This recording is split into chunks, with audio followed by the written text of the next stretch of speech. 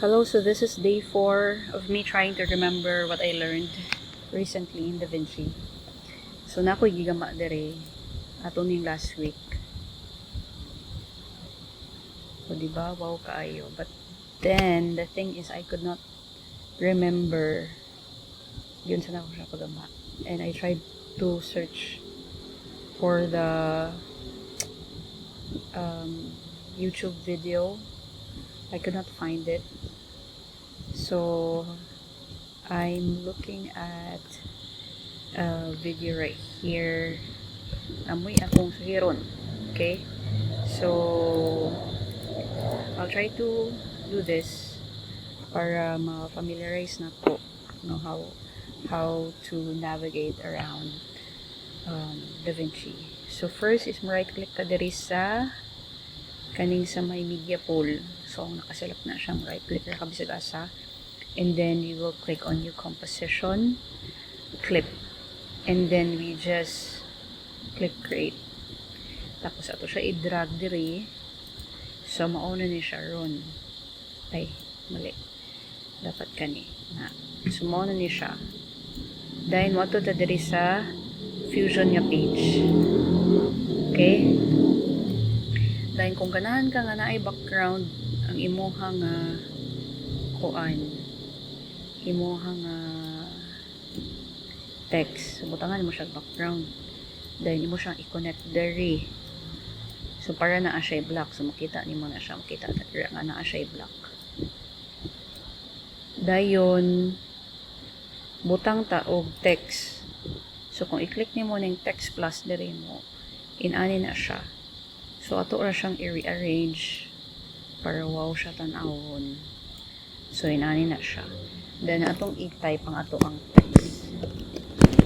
Follower. Tapos, atong i-change to Bebas. Then, padako na to ang iyang size. Ganarn. Dayon, sunod is, at right-click ta diri sa text box.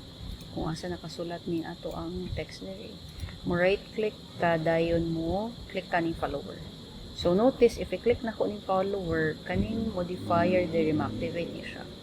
So, follower. Yan. So, dirita sa modifier. Okay? Then, dirita sa shading. So, diri sa shading, ang aturang usbon is opacity. So, naay kaning kuan nga ma-expand na to ni siya na panel. Yon. So, opacity o ang iyahang position kaning X o Y. So, first is moarita diri sa kuan kanang mga 15. Arita sa 15. Then, mubutang ta og keyframe diri. Yon. And mubutang ta og keyframe sa X o Y. Pag-click nimo atong X o Y, mo gawas ni siyang path 1. So, kung mo ganahan ka mo balik, kaning path 1, di mo na ito nakinanglan. So, dali na sa follower. Double-click na ito na siya. Dayon, mo adto ta diri sa pinakauna sa 0. Dayon, mo adta og keyframe na ato siyang ulaon. Dan ang iyahang kuan position is negative 0.3.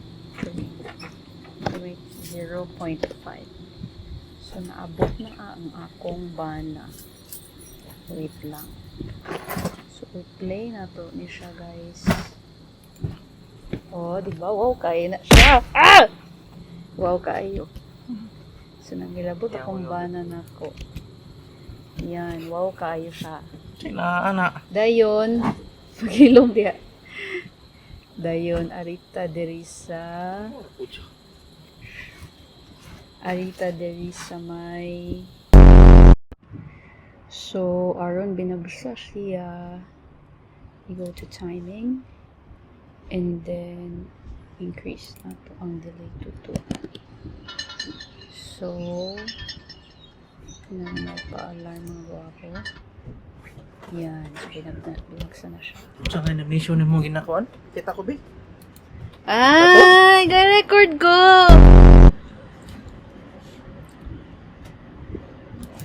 So, mauna na siya. Dayon, gwapuhon pag yun na to. Ato ta diri sa spline.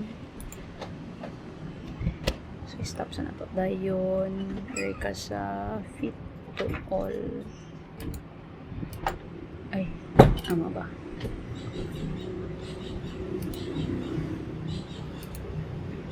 Alright. I-click sa din yung text. Then, dirita sa fit to all. Then, iselect ni mo tanan. Then, right-click ka, ari ka sa ease. And then, out cubic. So, ang out cubic ko, no, paspas siya sa sago. Then, pag hapit na siya, mahuman mo siya muhinay. So, dirita, out cubic. So, i-play na po na to, balik. Sabi? Parang ganun siya. Dayon, pang last na to is, alita sa settings. Tools, settings, then motion blur. I-click nimo. Then, imong i-bump ang quality to 10. So, tanawon daw na to, be.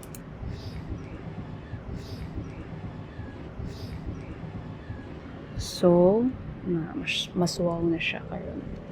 So, muna siya atong nakatunan today. So, i-close ra na to ning spline.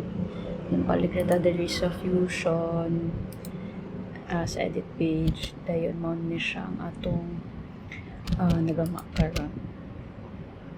So, hopefully, madumduman na ako niya siya. And see you sa next. Bye!